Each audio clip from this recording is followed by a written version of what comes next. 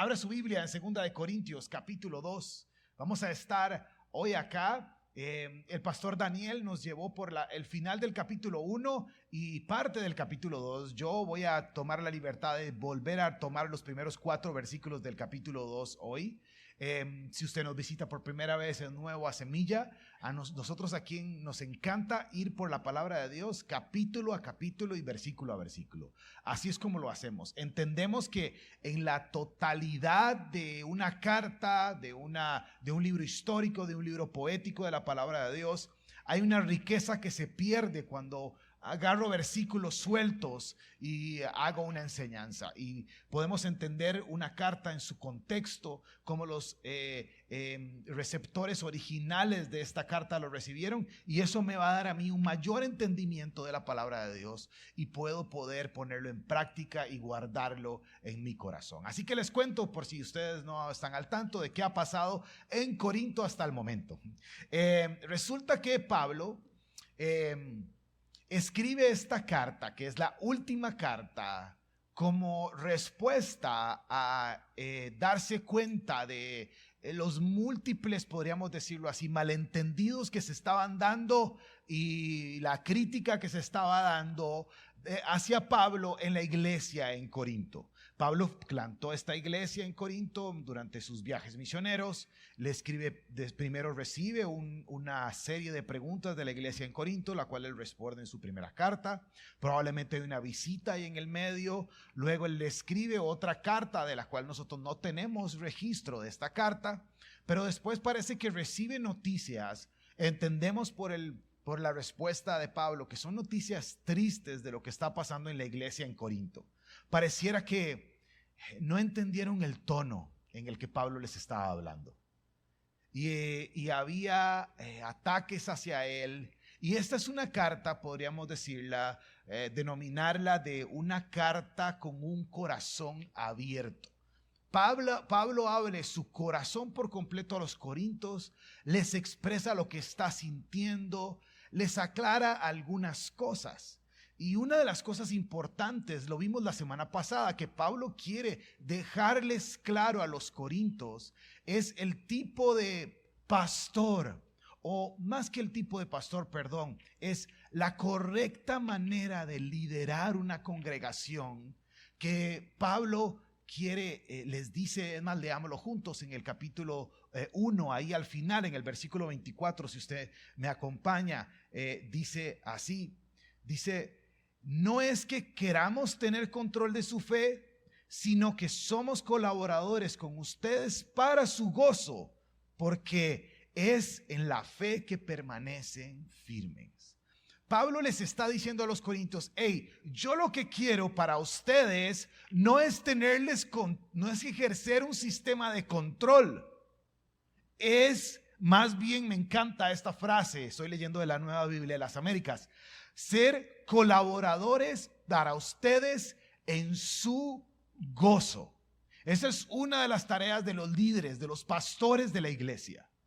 Tristemente vemos en nuestro mundo actual todavía estos sistemas religiosos de control, en donde, hey, no puedo hacer algo si no le pido permiso a mi pastor. No puedo hacer algo, si voy a hacer algo, primero tengo que confirmarlo con mi líder. Para que mi líder, también esa frase a mí como que me revuelve la panza un toque, para que mi líder me diga si está bien o está mal. Y bueno, ese tipo de sistemas tienen un nombre y se llaman sectas. Entonces, si usted estaba yendo a un lugar o nos está visitando y le dicen qué hacer y qué no hacer y cómo hacerlo y cuándo hacerlo y con quién hacerlo, pues gracias a Dios que usted está aquí y salió corriendo de esos chantes. Pero bueno, el tema es que, perdón mi amor, no voy a usar esas palabras. Pero el tema es que Pablo, su anhelo es traer gozo a las personas. Y he titulado esta enseñanza El tono del evangelio. ¿Y por qué lo he titulado así? Porque pareciera, por lo que entendemos por lo que estamos leyendo, que la iglesia en Corinto no le entendió el tono a Pablo. No le entendió el tono. ¿Cuántas veces nos ha pasado a usted y a mí que usted manda un mensaje por WhatsApp Y después usted se queda pensando como, ¿y será que entendió el tono con lo que yo estaba queriendo decir esto? Sonó como muy grosero. Yo trato de ser como muchas gracias, los quiero mucho, ¿verdad? Para que entiendan el tono en el que estoy hablando. Y Pablo va a continuar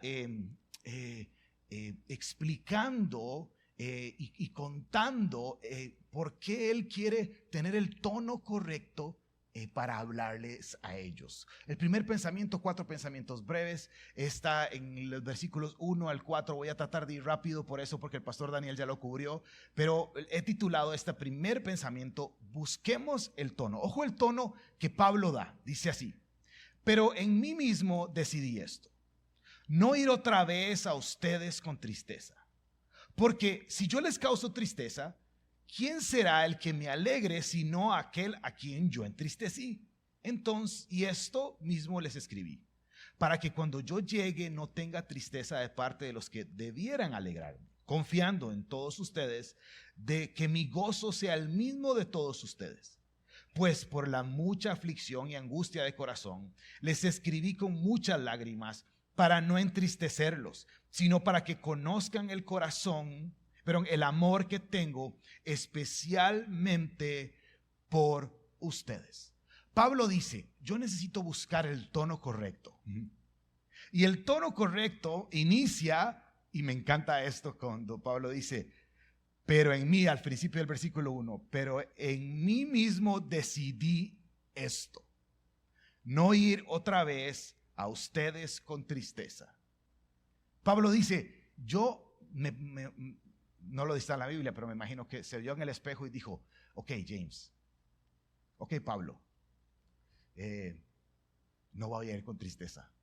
Se habló a él mismo, no voy a ir con tristeza, no voy a ir con ustedes, voy a buscar el tono correcto para hablarles a ustedes e inicia en que primero yo recuerde las cosas esenciales. ¿Cuántos se hablan ustedes? ¿Cuántos se hablan a sí mismos? ¿Cuántos se hablan solos aquí? ¿Ah? Hablamos solos, ¿verdad?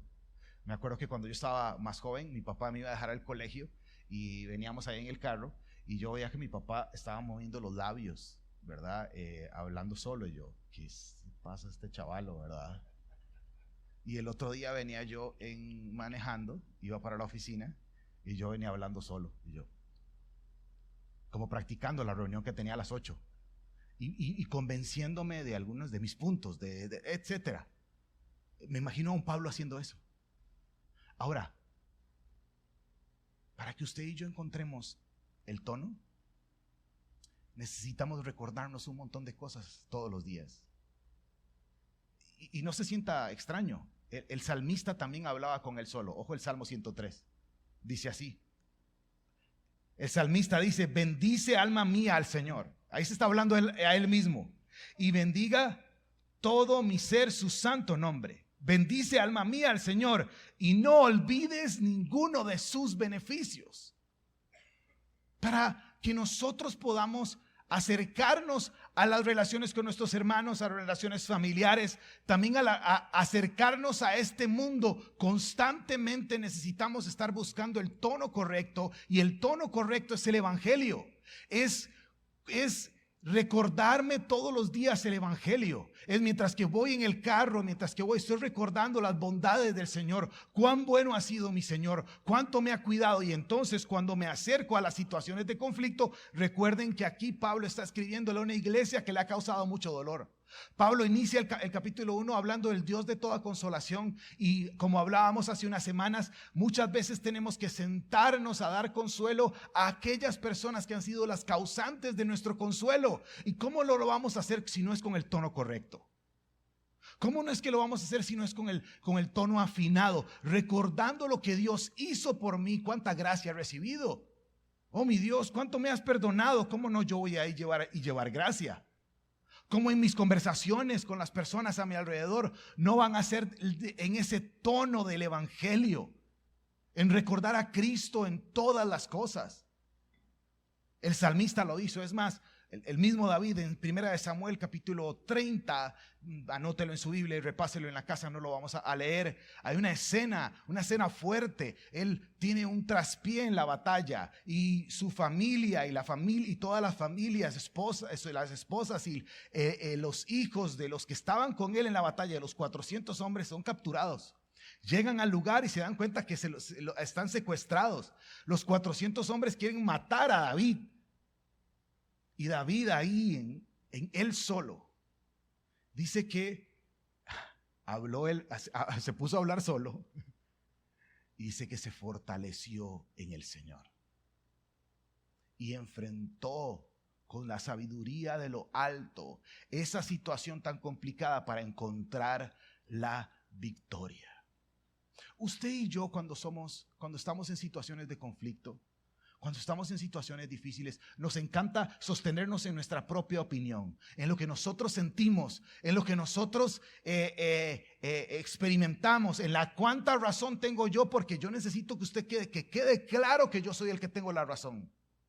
Qué diferente sería si buscamos el tono del Evangelio, que me invita a que yo sea menos porque Cristo se hizo menos por mí. Que me invita a que yo sea compasivo, porque cuánta compasión, Dios no le ha dado muchísima compasión. Y uno puede venir y acercarse a las situaciones de conflicto con un tono totalmente diferente. Esto es como una orquesta o una banda mal afinada. Los instrumentos de cuerda, bueno, la batería también se afina, ¿verdad? ¿Okay? Todo, es decir, este es eléctrico, entonces ya viene afinado. Te salvaste, bro. Pero todos los músicos acá, cuando se suben, y los músicos profesionales, ¿verdad? Ustedes saben que yo hablo con propiedad en temas de música, ¿verdad? Necesitan afinar su instrumento antes de tocar. Ustedes los ven cuando ellos pasan aquí, mutean, buscan el tono y afinan. Si esto empieza a sonar desafinado, usted nada más vuelve a ver atrás al chamo con la cara que está haciendo y la clase de regañada que se va a llevar el músico por no afinar su instrumento antes de ir a tocar. Es eso. Es cuando yo me acerco a las situaciones duras. Esta vida es más, pongamos un ejemplo de hoy. Cuando vaya al almuerzo a hablar de política con su tía, ¿verdad? Y le pregunte a la tía, ¿por quién votó? El tono correcto. Recordar a Cristo. Bendice, alma mía, al Señor. No olvides ninguno de sus beneficios. Porque el tono correcto nos da tres cosas importantes. La primera es que el tono correcto, el tono del Evangelio, me da a mí perdón y consuelo. Veamos esta escena, es esta escena preciosa. Versículos 5 al 11 del capítulo de hoy. Dice, pero si alguien ha causado tristeza, no me la ha causado a mí, sino hasta cierto punto, para no exagerar, a todos ustedes. Es suficiente para que tal persona este castigo que le fue impuesto por la mayoría. Así que, por el contrario, ustedes más bien deberían perdonarlo y consolarlo, no sea que de alguna manera sea abrumado por tanta tristeza. Por lo cual les ruego que reafirmen su amor hacia él, pues también con este fin les escribí, para ponerlos a prueba a ver si son obedientes en todo. Pero a quien perdonen algo, yo también lo perdono, porque en verdad lo que he perdonado, si algo he perdonado, lo hice por ustedes en presencia de Dios, para que Satanás no tome ventaja sobre nosotros, pues no ignoramos sus planes. Aquí probablemente Pablo está retomando algo que sucedió en 1 Corintios capítulo 5. Puede apuntarlo por ahí para que lo repase en su casa. Pero brevemente, ahí lo que sucedió fue que había dentro de la iglesia alguien que estaba en una constante y descarada actitud de pecado.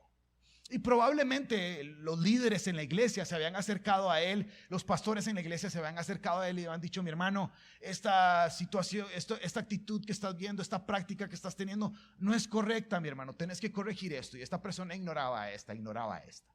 esta instrucción. Y bueno, llegó el punto en que la situación se salió del control, por decirlo de esa manera. Y Pablo da la instrucción, es fuerte. Si usted lo lee en su casa, va a decirle que entréguelo a Satanás. Y esas son palabras fuertes. ¿Cómo entregamos a alguien a Satanás? Lo vimos cuando vimos ese capítulo, pero básicamente es, si quieres ir a probar el mundo, prueba el mundo. Anda allá afuera a probar el mundo. Eso te va a causar dolor.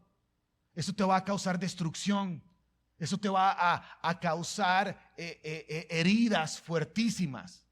Y ahí es donde vas a valorar la gracia de nuestro Señor Jesucristo. Básicamente como el hijo pródigo, ¿recuerdan? Llegó un momento en que se dio cuenta que estaba comiendo pan de fatigas y dijo, en la casa de mi padre, hasta el más bajo de los jornaleros vive mejor que yo. Esa condición espiritual, cuando alguien se da cuenta. Pablo está diciendo eso. El problema de la iglesia en Corinto es que vetaron al Señor. Entonces él se arrepiente, se da cuenta de su condición, llega a la iglesia y la iglesia no lo recibe. Imagínense, qué feo. Qué feo, pero ¿cómo pasa eso, verdad? ¿Cómo nos encanta a nosotros ponernos en posiciones de juez? A mí hay palabras así que me estresan, y una de esas es la iglesia poniendo en disciplina a alguien. Es que el pastor me puso en disciplina. Es que mi líder me puso en disciplina. Es que si hablamos de disciplina y hacemos hasta juicios evangélicos, ¿ustedes han visto qué interesante es? Entonces llamamos al hermanito que pecó o que algo pasó y lo llamamos a cuenta, y ahí están los ancianos y están todos y hacen un juicio. ¿Cómo se llama eso? Ni sé cómo se llama. Bueno, un juicio cristiano no se puede llamar. Y emiten una sentencia. Ahora, esto no significa que la iglesia tiene que hacerse loco con el pecado de las personas. No. Eso significa que nosotros como tenemos la responsabilidad de ir y confrontar a las personas por el pecado, pero lo más importante es que encuentren el arrepentimiento, y que la chispa de arrepentimiento que ellos tengan de volverse a Dios sea lo más importante. La iglesia y los sistemas religiosos les encanta llevar expedientes, ¿verdad? Es que mi hermano, aquí dice que en 1997 tuviste una situación de pecado. Entonces, lamentablemente no podrías servir en esto. ¿Sabe qué dice Dios con respecto a nuestros pecados cuando Él, su bondad, nos lleva al arrepentimiento? Que no se acuerda de nuestros pecados. Eso dice nuestro Señor. Él es fiel y justo para limpiarnos y perdonarnos de toda maldad. Nosotros, Pablo dice acá, al hermano que el Señor lo ha llevado al arrepentimiento una vez que fue confrontado con su pecado, lo que toca es darle amor, perdón, consuelo. Hay familias, usted y yo, hay pecados que hemos hecho que causan mucha vergüenza. Causan mucha vergüenza. Hay faltas que causan mucha vergüenza. ¿Cuántos de nosotros pasamos capturados, esclavizados con la vergüenza de nuestro pecado que el Señor ya perdonó, pero que tristemente nuestros sistemas religiosos hacen que todavía los recordemos? Y es más, hay alguien que le encanta recordar eso. Acompáñeme al versículo 11, usted lo leyó. Pablo dice, si podemos volver a poner el versículo 11, dice, para que Satanás no tome ventaja sobre nosotros, pues no ignoramos sus planes. El plan de Satanás es que usted se quede esclavizado ahí con la culpa de su pecado y con la vergüenza de su pecado, y que se quede ahí sintiéndose descalificado de por vida, vetado de una correcta relación con Dios. Y también le encanta que los sistemas religiosos que dentro de la misma iglesia le recuerden a uno eso, y que tengamos allá un panel afuera con los más buscados porque son los más pecadores de todos. Y Pablo le dice a Timoteo en su primera carta de que de todos los pecadores, dice, del peor de los pecadores, Él es el primero. El tono del evangelio pone en mí palabras de consuelo. Y me hace también que yo no ignore la estrategia de Satanás. Hay momentos en la Biblia en los cuales nosotros tenemos que hacer una pausa y estar muy atentos. Y creo que este es uno de esos momentos. Pablo dice, no quiero que ignoren esto. Si no ignoramos este asunto, hay una estrategia de Satanás que lo que busca es hacernos esclavos de lo que Dios ya nos ha perdonado. Es mi oración que esta mañana, si usted viene avergonzado a causa de sus pecados pasados, primero que usted venga a Cristo, que reciba el perdón de sus pecados y que recuerde que Jesús no recuerda sus pecados. Él ha perdonado nuestros pecados pasados, presentes y futuros, y podemos vivir en este mundo caído en ese mismo tono del evangelio, llevando perdón y consuelo. Segundo pensamiento importante que el tono del evangelio me da una preocupación sincera por mis hermanos. Esta escena es interesante. Ojo el versículo 12 y 13. Dice así: cuando llegué a Troas para predicar el evangelio de Cristo, se me abrió una puerta en el Señor. No tuve reposo en mi espíritu al no encontrar a Tito, mi hermano. Despidiéndome pues de ellos, salí para Macedonia. Ahora, mantengamos en mente que Pablo viene hablando de cuánto ama y cuánto quiere cuidar a la iglesia en Corinto. Y aquí hay un ejemplo claro. Pablo está en Troas y dice el texto que claramente se abrió una oportunidad buenísima para predicar a Cristo. Pero había algo importante. Tito iba a llegar a topar a Pablo. Tito es un discípulo de Pablo, que Pablo le escribe una carta también, una carta pastoral. Tito es este discípulo que iba a llegar a traerle noticias de la iglesia en Corinto. Y cuando Pablo llega a Troas se da cuenta, uy, Tito no está. Entonces Pablo tiene que tomar una decisión. Y ojo esto es importante. Pablo dice, hay una puerta abiertísima para predicar a Cristo. El escenario está listo. La gente está convocada. La gente de seguro está esperando a Pablo. Esto me lo inventé yo. Y dices, no, un momento, ¿no está Tito aquí? No tengo paz en mi espíritu. Yo necesito saber cómo está la iglesia en Corinto. Así que él se embarca a buscar noticias de la iglesia en Corinto. ¿Qué me dice esto? Esto es importante. Vean, lo más importante en el caminar en la iglesia es la preocupación sincera por las personas.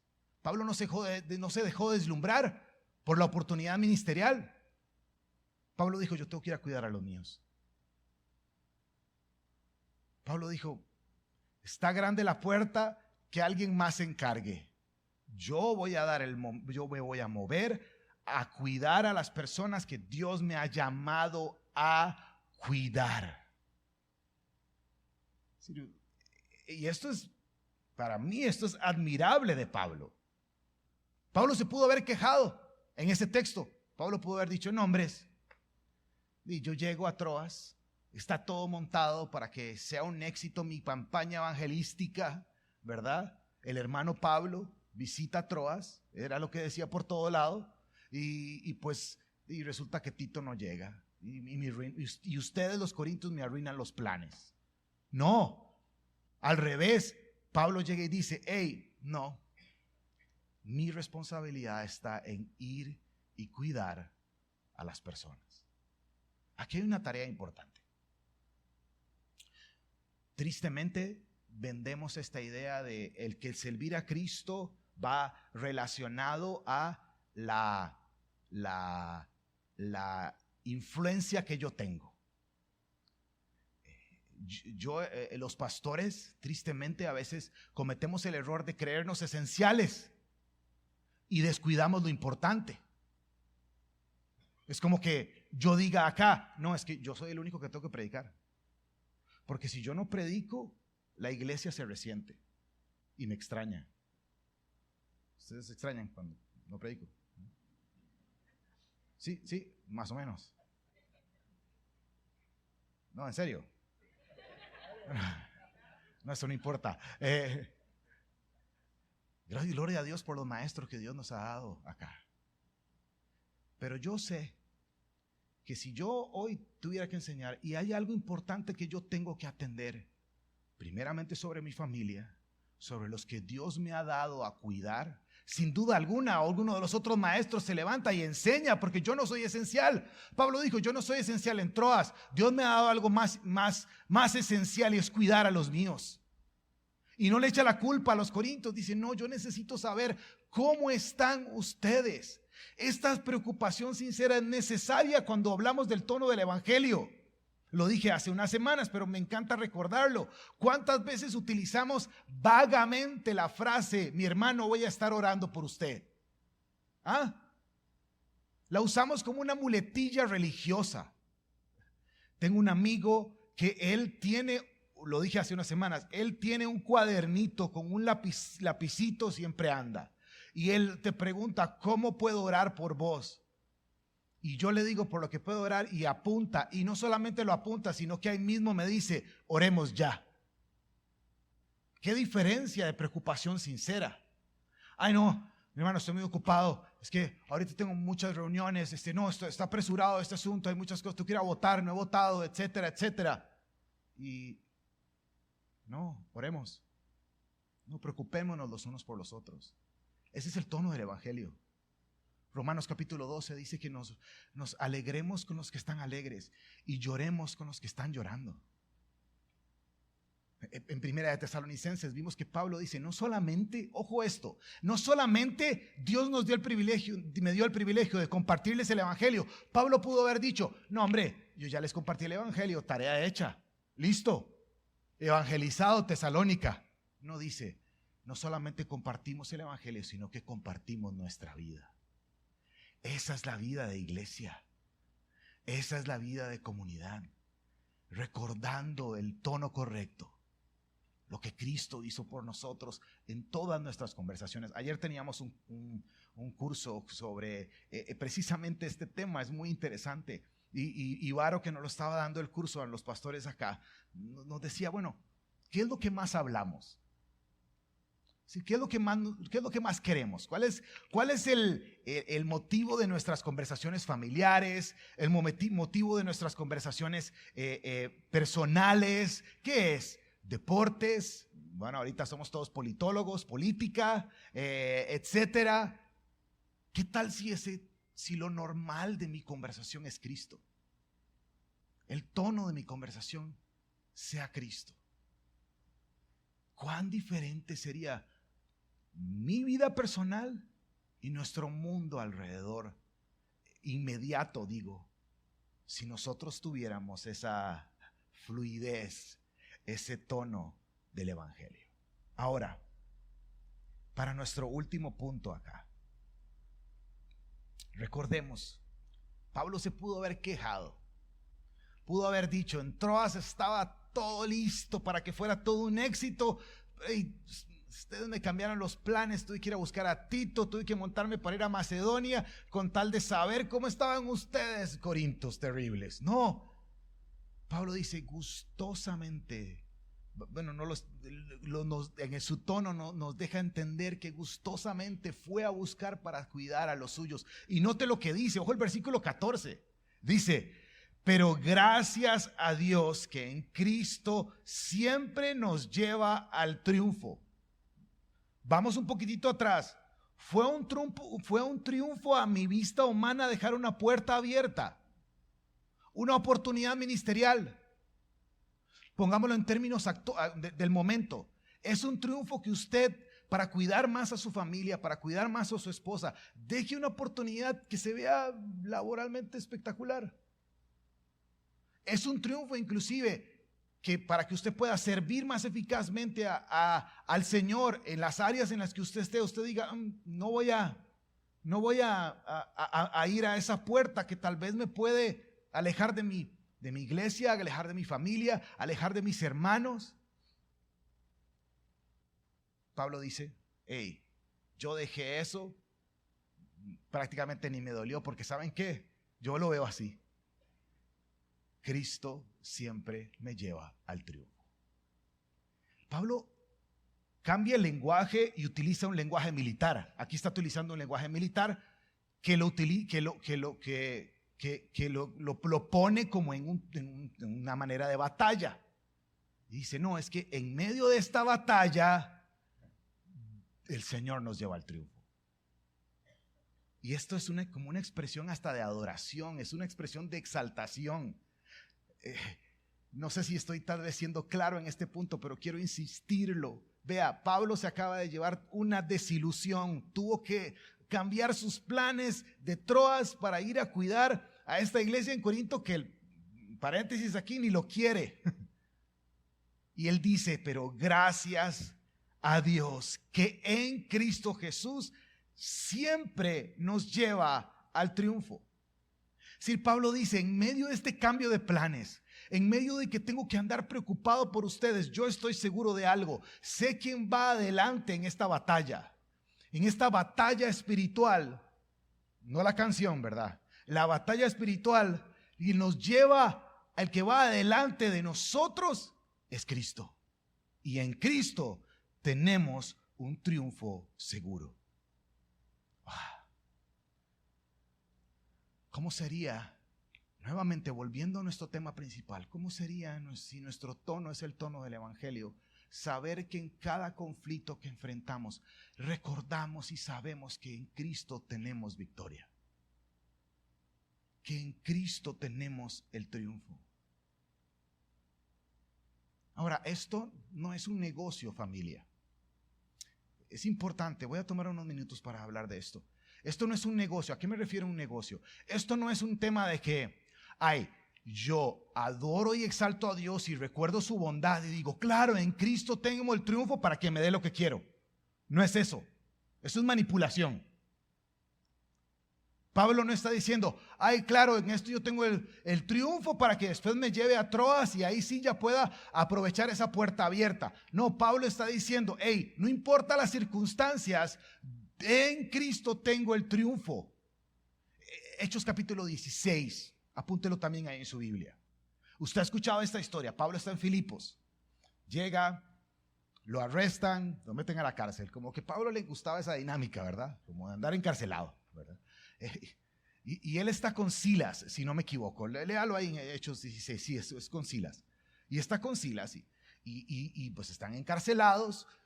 Están esposados. Bueno, el esposado en ese momento no era probablemente el tipo de esposas aquí de acá atrás. Probablemente estaban bien limitados en su movimiento. Y usted recuerda la historia. ¿Qué empezaron a hacer ellos? Empezaron a cantar himnos.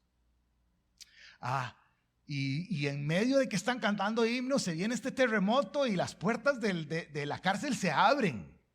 Y se da este milagro espectacular, tanto así que el oficial romano iba a dejarse caer a su espada para matarse, pensando que todos se habían escapado. Y Pablo y Silas le dicen, no, aquí estamos. Digo esto porque Pablo y Silas no empezaron a cantar para que la cárcel se abriera. Ellos no tenían eso en mente. Pablo y Silas empezaron a adorar al Señor por quién es el Señor. Porque Él es el que nos lleva al triunfo. Porque en Él tenemos seguridad. Porque en Él tenemos perdón. Y el Señor en su bondad les concedió este milagro. ¿Me entienden lo que estoy diciendo? No es que yo vengo de Dios, te voy a exaltar, te voy a adorar, pero con mi agenda oculta para que Dios me dé lo que yo anhelo. No, es que yo le exalto por quién es Él.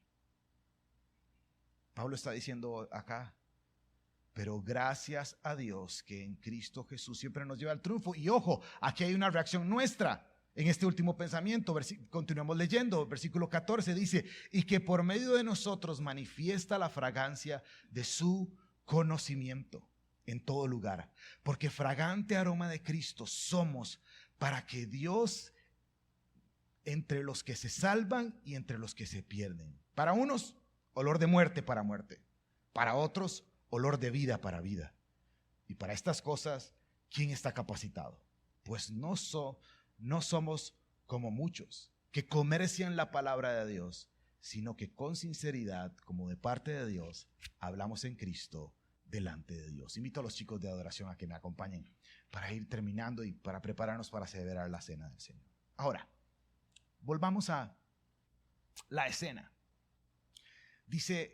Pablo dice que mientras que marchamos delante de Dios, que nos lleva al triunfo, y esto es una expresión de adoración, como vimos, es una expresión de alabanza, recordando que tenemos la victoria en Cristo Jesús, llevamos un olor. Ahora la pregunta es, ¿qué olor está llevando usted? Y no le estoy pidiendo que reflexione si se puso desodorante o no. La pregunta es, en este caminar espiritual, ¿qué olor está trayendo usted? Y Pablo dice, para los que se pierde, somos muerte. Somos un olor a muerte. Esto de alguna manera me encanta en el sentido de que somos esta contracultura. Las personas nos ven y dicen, ¿qué está haciendo usted? ¿Por qué usted está amando y perdonando y utilizando este lenguaje de sacrificial, este lenguaje al estilo Jesús? Ellos sin darse cuenta, eso no sirve. Eso es a muerte, huele a muerte.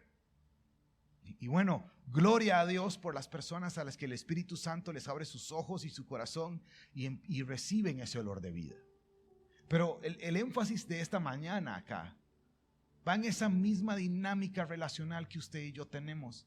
Y la pregunta es, cuando usted está en conversaciones, de conversaciones con su esposa, con sus hijos, con sus hermanos en la iglesia, usted deja un olor a vida.